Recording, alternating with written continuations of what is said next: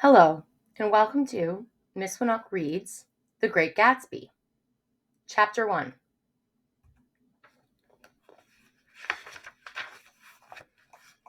In my younger and more vulnerable years, my father gave me some advice that I've been turning over in my mind ever since.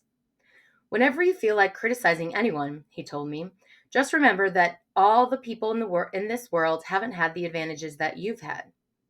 He didn't say any more, but we've always been unusually communicative in a reserved way, and I understood that he meant a great deal more than that. In consequence, I'm inclined to reserve all judgments, a habit that has opened up many curious natures to me and also made me the victim of not a few veteran bores. The abnormal mind is quick to detect and attach itself to this quality when it appears in a normal person. And so it came about that in college I was unjustly accused of being a politician because I was privy to the secret griefs of wild, unknown men.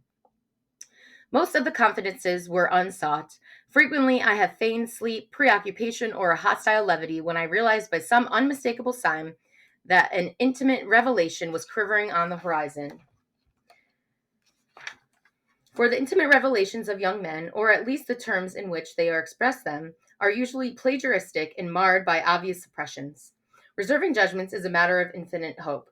I am still a little afraid of missing something if I forget that, as my father snobbishly suggested, and I snobbishly repeat, a sense of the fundamental decencies in parceled out unequally at birth. And after boasting this way of my tolerance, I come to the admission that it has a limit. Conduct may be founded on the hard rock or the wet marshes, but after a certain point, I don't care what it's founded on. When I came back from the East last autumn, I found that I wanted the world to be in uniform and at a sort of moral attention forever. I wanted no more riotous excursions with privileged glimpses into the human heart. Only Gatsby, the man who gives his name to this book, was exempt from my reaction. Gatsby, who represented everything for which I have an unaffected scorn. If personality is an unbroken series of successful gestures, then there was nothing gorgeous about him. Some heightened sensitivity to the promises of life, as if he were related to one of those intricate machines that register earthquakes 10,000 miles away. The responsiveness had nothing to do with that flabby impressionability which is dignified under the name of the creative temperament. It was an extraordinary gift for a hope, a romantic readiness, such as I have never found in any other person, and which it is not likely I shall ever find again. No, Gatsby turned out all the right at the end. It was what preyed on Gatsby, what foul dust floated in the wake of his dreams, that temporarily closed out my interest in the abortive sorrows and short-winded elations of men. My family have been prominent, well-to-do people in the middle western city for 3 generations. The Caraways are something of a clan, and we have a tradition that we're descended from the Dukes of Bulleach. But the actual founder of my line was my grandfather's brother, who came here in 51, sent a substitute to the Civil War, and started the wholesale hardware business that my father carries on today. I never saw this great uncle, but I'm supposed to look like him, with special reference to the rather hard boiled painting that hangs in father's office. I graduated from New Haven in 1915, just a quarter of a century after my father, and a little later I participated in the delayed Teutonic migration known as the Great War. I enjoyed the counter raid so thoroughly that I came back restless. Instead of being the warm center of the world, the Middle West now seemed like the ragged edge of the universe. So I decided to go east and learn the bond business. Everybody I knew was in bond business, so I supposed it could support one more single man. All my aunts and uncles talked it over as if they were choosing a prep school for me, and finally said, "Why, yes," with very grave, hesitant faces. Father agreed to finance me for a year, and after various delays, I came east permanently, I thought, in the spring of 22. The practical thing was to find rooms in the city, but it was a warm season, and I was just left a country of wide lawns and friendly trees. So when a young man at an office suggested that we take a house together in a commuting town, it sounded like a great idea. He found the house, a weather-beaten cardboard bungalow at $80 a month, but at last minute, the firm ordered him to Washington, and I went out to the country alone. I had a dog. At least I had him for a few days until he ran away. and an old Dodge and a Finnish woman who made my bed and cooked breakfast and muttered Finnish wisdom to herself over the electric stove. It was lonely for a day or so until one morning some man, more recently arrived than I, stopped me on the road. "How do you get to West Egg Village?" he asked helplessly. I told him. And as I walked on, I was lonely no longer. I was a guide, a pathfinder, an original settler. He had casually conferred on me the freedom of the neighborhood. And so, with the sunshine and the great bursts of leaves growing on the trees, just things grow in fast movies. I had that familiar conviction that life was beginning over again with the summer. There was so much to read, for one thing, and so much fine health to be pulled down out of the young, breathing air. I bought a dozen volumes of banking and credit and investment securities, and they stood on my shelf in red and gold like new money from the mint, promising to unfold the shining secrets that only Midas and Morgan and Maecenas knew. And I had the high intention of reading many other books besides. I was rather literary in college. One year I wrote a series of very solemn and obvious editorials to the Yale News, and now I was going to bring back all such things into life and become again the most limited of all specialists, the well-rounded man. This isn't just an epigram. Life is just much more successfully looking. Life is much more successfully looked at from a single window after all. It was a matter of chance that I should have rented a house in one of the strangest communities in North America.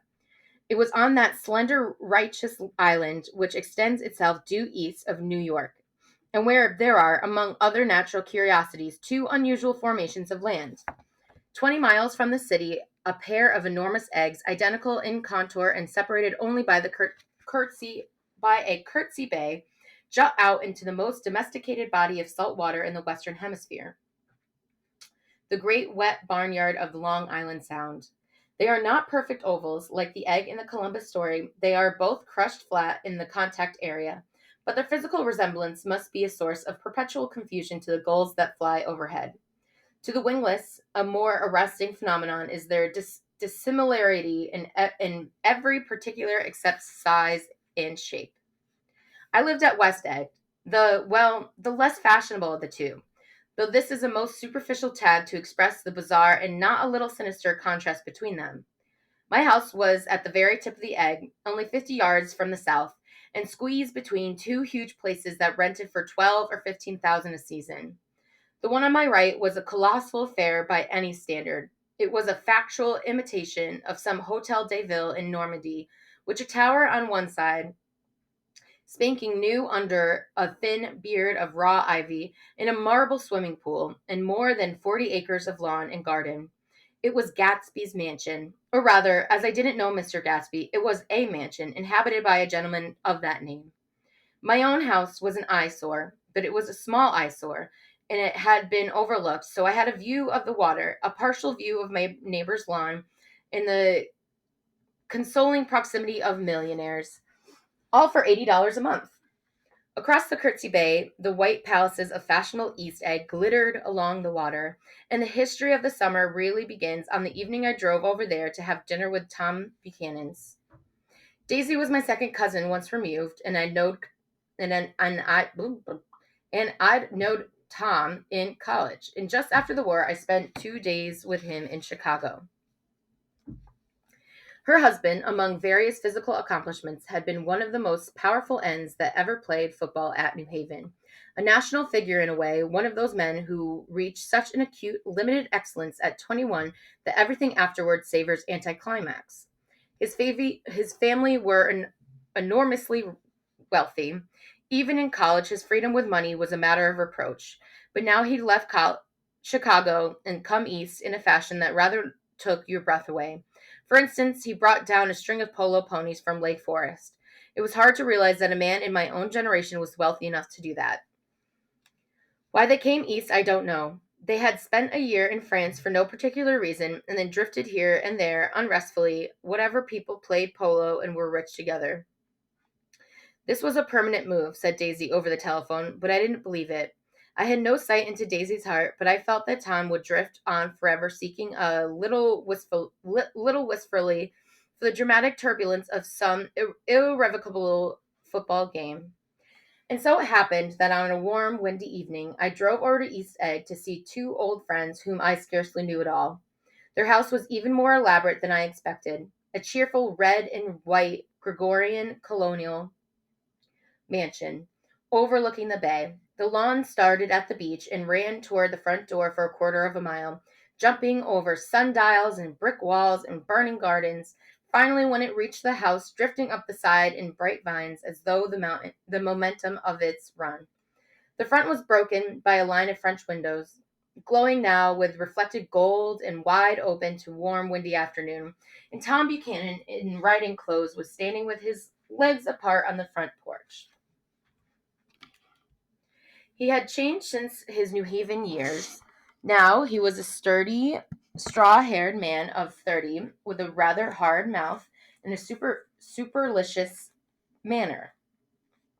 Two shining, arrogant eyes had established dominance over his face and gave him the appearance of always leaning aggressively forward. Not even the effeminate swank of his riding clothes could hide the enormous power of that body.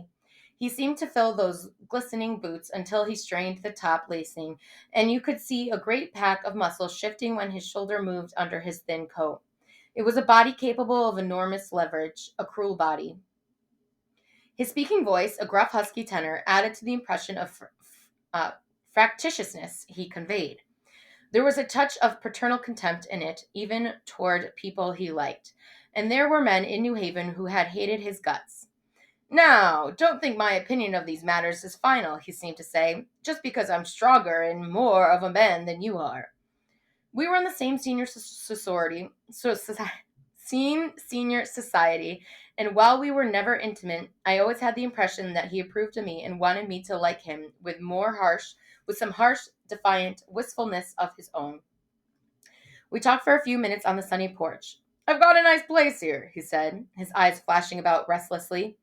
Turning me around by one arm, he moved a broad, flat hand along the front vista, including in its sweep a sunken Italian garden, a half-acre of deep, pungent roses, and a snub-nosed motorboat that bumped the tide offshore.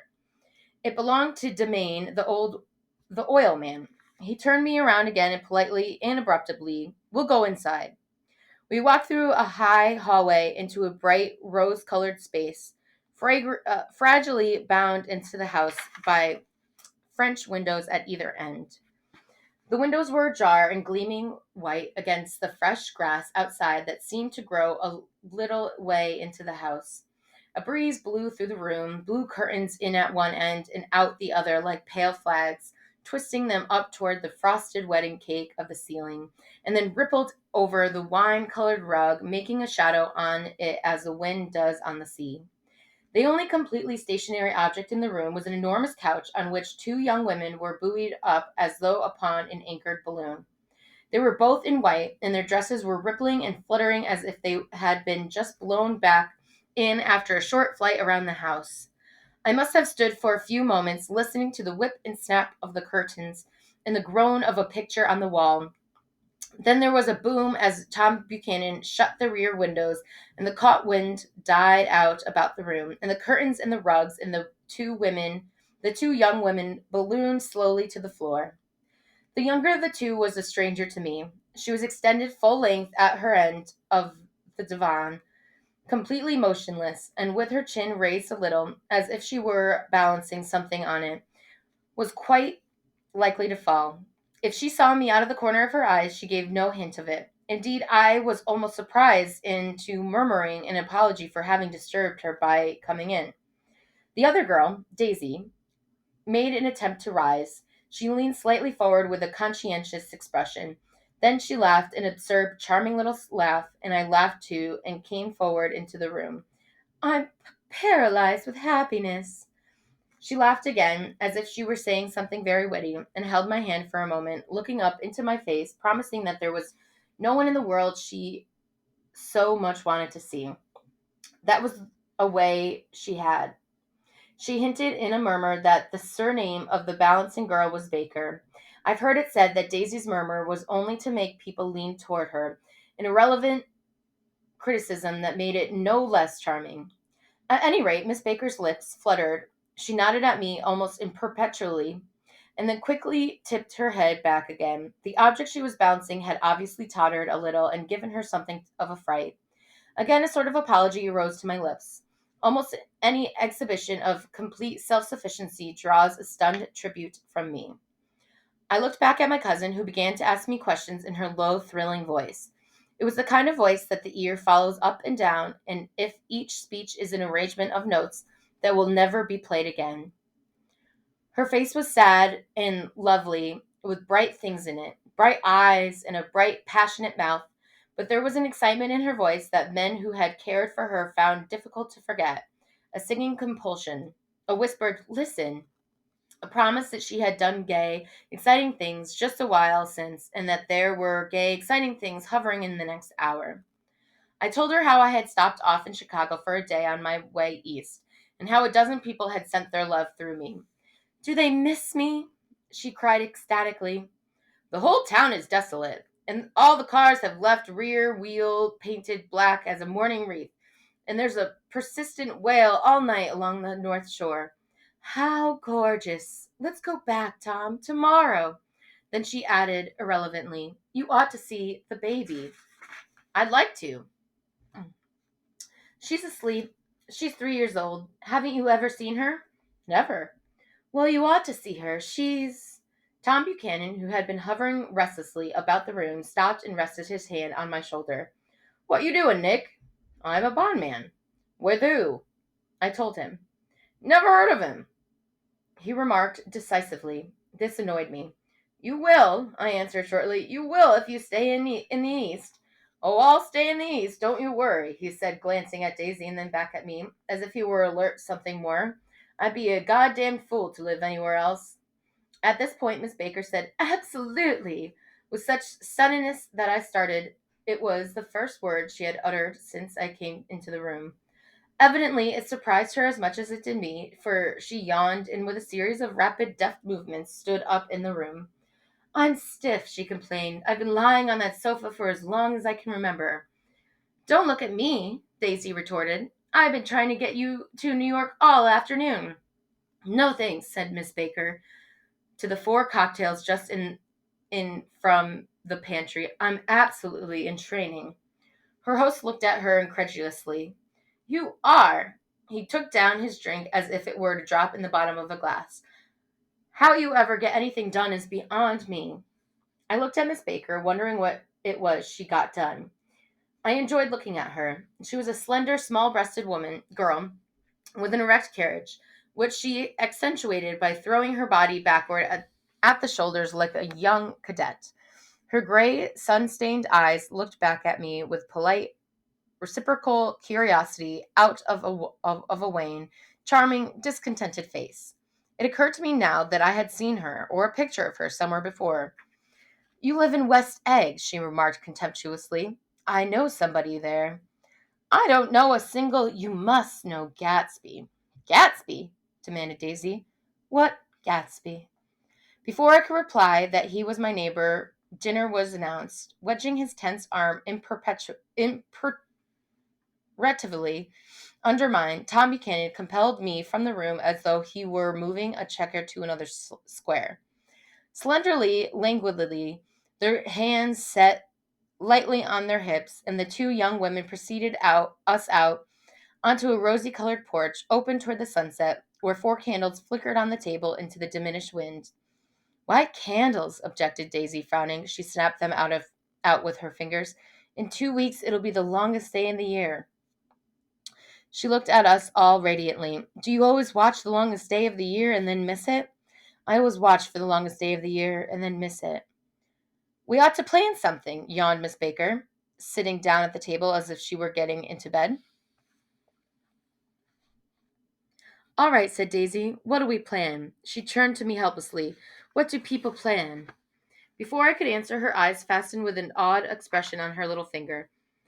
"Look," she complained. "I heard it." We all looked. The knuckle was black and blue. "You did it, Tom," she said accusingly. "I know you didn't mean to, but you did do it. That's what I get for marrying a brute of a man, a great big hulking physical specimen of a—" "I hate that hulking." That word, hulking, objected Tom crossly. Even in kidding. Hulking, insisted Daisy. Sometimes she and Miss Baker talked at once, unobtrusively and with a bantering inconsequence that was never quite chatter, that was as cool as their white dresses and their impressional eyes in the absence of all desire. They were here, and they accepted Tom and me, making only a polite, pleasant effort to entertain or to be entertained. They knew that presently dinner would be over, and a little later the evening too would be over and casually put away. It was sharply different from the West, where an evening was hurried from phase to phase toward its close in a continually disappointed anticipation, or else in sheer nervous dread of the moment itself. You make me feel uncivilized, Daisy, I confessed on my second glass of corky, but rather impressive claret. Can't you talk about cops or something? Crops or something. I meant nothing in particular by this remark, but it was taken up in an unexpected way. Civilization's going to pieces, broke out Tom violently. I've gotten to be a terrible pessimist about things. Have you read the Rise of the Colored Empires by this man, Goddard? Why, no, I answered, rather surprised by his tone. Well, it's a fine book, and everybody ought to read it. The idea is that if we don't look out, the white race will be utterly submerged. It's all scientific stuff. It's been proved. Tom's getting very profound, said Daisy with an expression of unthoughtfulness and sadness. He reads deep books with long words in them. What was the word that we... Well, these books are all scientific, insisted Tom, glancing at her impatiently. This fellow has worked out the whole thing. It's up to us, who are the dominant race, to watch out, or these other races will have control of things.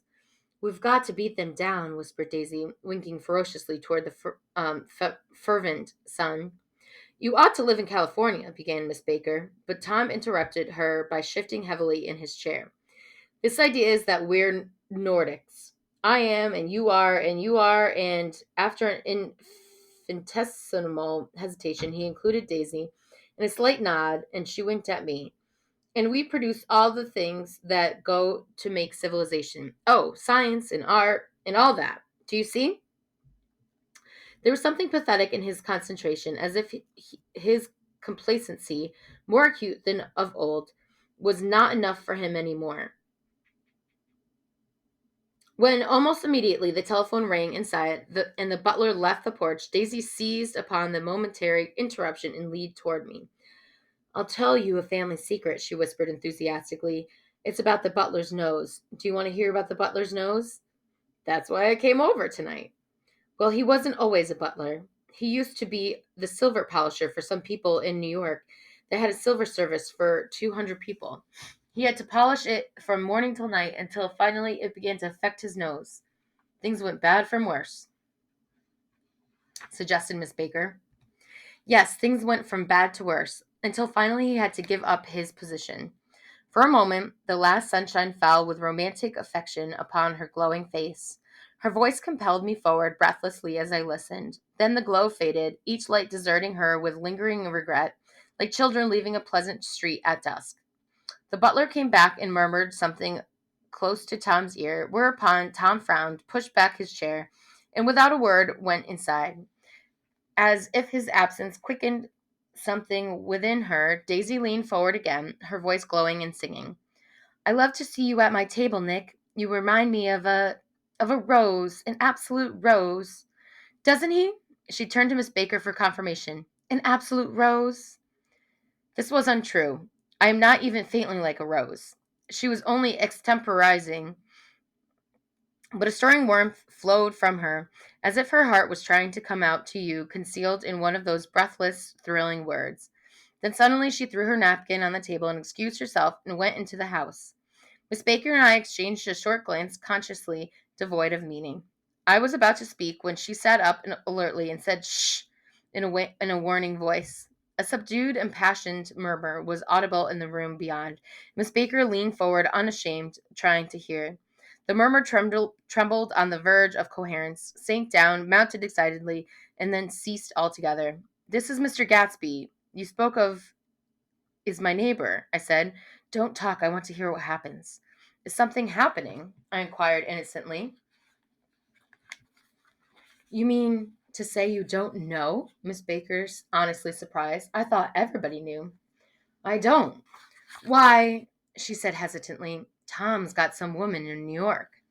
Got some woman? I repeated blankly. Miss Baker nodded. She might have the decency not to telephone him at dinner time, don't you think? Almost before I had grasped her meaning, there was the flutter of a dress and the crunch of a leather boots, and Tom and Daisy were back at the table. I couldn't be helped, cried Daisy with tense gaiety.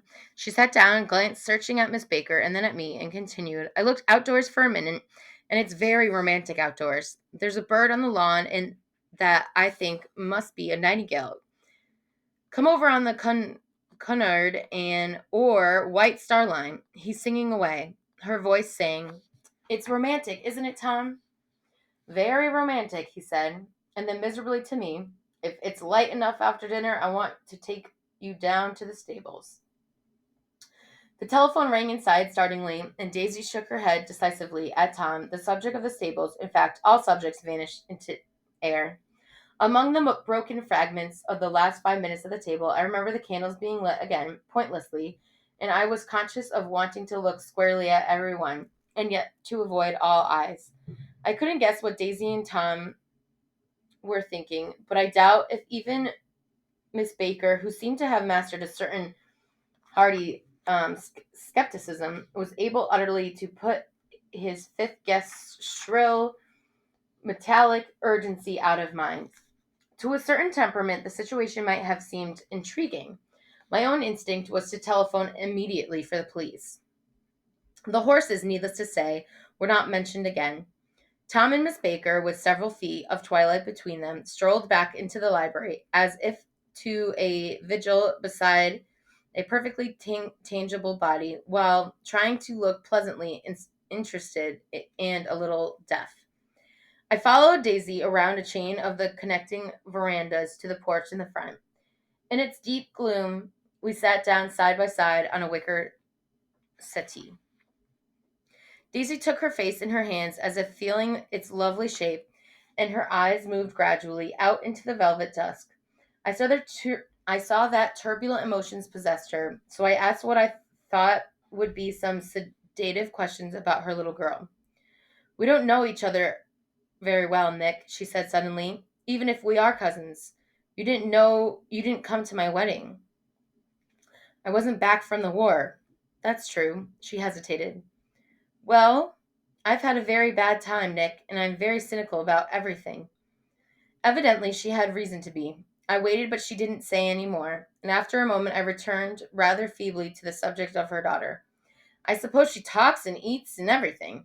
Oh, yes, she looked at me absently. Listen, Nick, let me tell you what I said when she was born. Would you like to hear? Very much. It'll show you how I've gotten to feel about things. Well, she was less than an hour old, and Tom was God knows where. I woke up out of the ether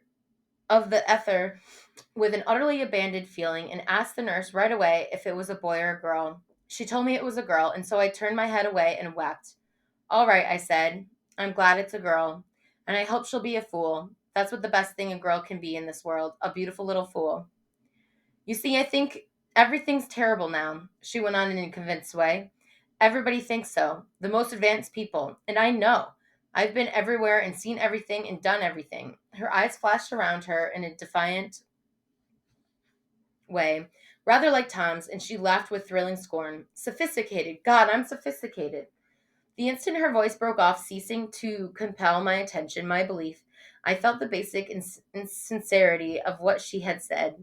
It made me uneasy, as though the whole evening had been a trick of some sort to exact a contributory emotion from me. I waited, and sure enough, in a moment she looked at me with an absolute smirk on her lovely face, as if she had asserted her membership in a rather distinguished secret society to which she and Tom belonged. Inside the crimson room bloomed with light. Tom and Miss Baker sat at either end of the long couch, and she read aloud to him the Saturday Evening Post.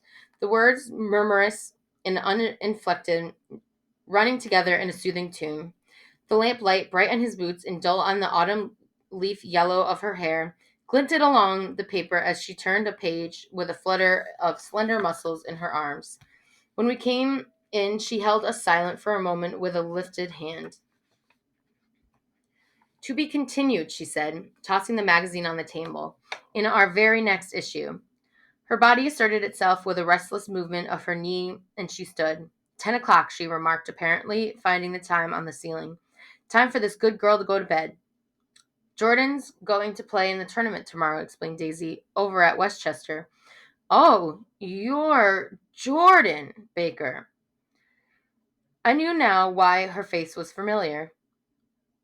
Its pleasing, contemptuous expression had looked out at me from many review pictures at the sporting life at Asheville and Hot Springs and Palm Beach. I had heard some story of her, a critical, unpleasant story, but what it was I had forgotten long ago. Good night, she said softly. Wake me at 8, won't you? If you'll get up. I will. Good night, Mr. Carraway. See you anon.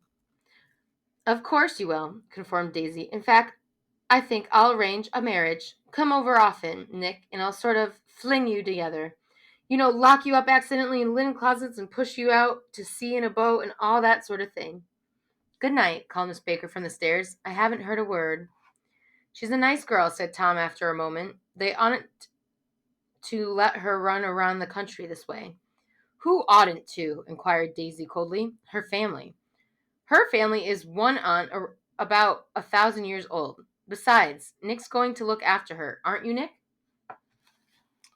She's going to spend lots of weekends out here this summer. I think the home influence will be very good for her. Daisy and Tom looked at each other for a moment in silence. Is she from New York? I asked quietly. From Louisville. Our white girlhood was passed together there. Our beautiful white... Did you give Nick a little heart-to-heart and talk on the veranda? Demanded Tom suddenly. Did I? She looked at me. I can't seem to remember, but I think we talked about the Nordic race. Yes, I'm sure we did. It sort of crept out on us, and the first thing you know, don't believe everything you hear, Nick, he advised me. I said lightly that I had heard nothing at all, and a few minutes later I got up to go home. They came to the door with me and stood side by side in a cheerful square of the light. As I started my motor, Daisy peremptorily called, Wait! I forgot to ask you something, and it's important. We heard you were engaged to a girl out west. That's right, corroborated Tom kindly. We heard that you were engaged. It's a libel. I'm too poor. But we heard it, insisted Daisy, surprising me by opening up again in a flower-like way. We heard it from 3 people, so it must be true. Of course I knew that what they were referring to, but I wasn't even vaguely engaged. The fact that Gossip had published the banns was one of the reasons I had come east. You can't stop going with an old friend on account of rumors, and on the other hand, I had no intentions of being rumored into marriage. Their interest rather touched me and made them less remotely rich. Nevertheless, I was confused and a little disgusted as I drove away. It seemed to me that the thing for Daisy to do was to rush out of the house, child in arms, but apparently there were no such intentions in her head. As for Tom, the fact that he had some woman in New York was really less surprising than that he had been depressed by a book. Something was making him nibble at the edge of a stale ideas as if his sturdy physical egotism no longer nourished his peremptory heart. Already it was deep summer on roadhouse roofs and in front of wayside garages where new red gas pumps sat out in pools of light. And when I reached my estate at West Egg, I ran the car under its shed and sat for a while on an abandoned grass roller in the yard. The wind had blown off, leaving a loud, bright night with wings beating in its trees and a persistent organ sound as the full bellows of the earth blew the frogs full of life. The silhouette of a moving cat wavered across the moonlight, and turning my head to watch it, I saw that I was not alone. 50 feet away, a figure had emerged from the shadow of my neighbor's mansion, and was standing with his hands in his pockets regarding the silver pepper of the stairs. Something in his leisurely movements and the secure position of his feet upon the lawn suggested that it was Mr. Gatsby himself, come out to determine what share was his of our local heavens. I decided to call to him. Miss Baker had mentioned him at dinner, and that would do for an introduction. But I didn't call to him, for he gave a sudden intimation that he was content to be alone. He stretched out his arms toward the dark water in a curious way, and as far as I was from him, I could have sworn he was trembling. Involuntarily, I glanced seaward, and I distinguished nothing except a single green light, minute and far away. That might have been the end of the dock. When I looked once more for Gatsby, he had vanished, and I was alone again in the unquiet darkness.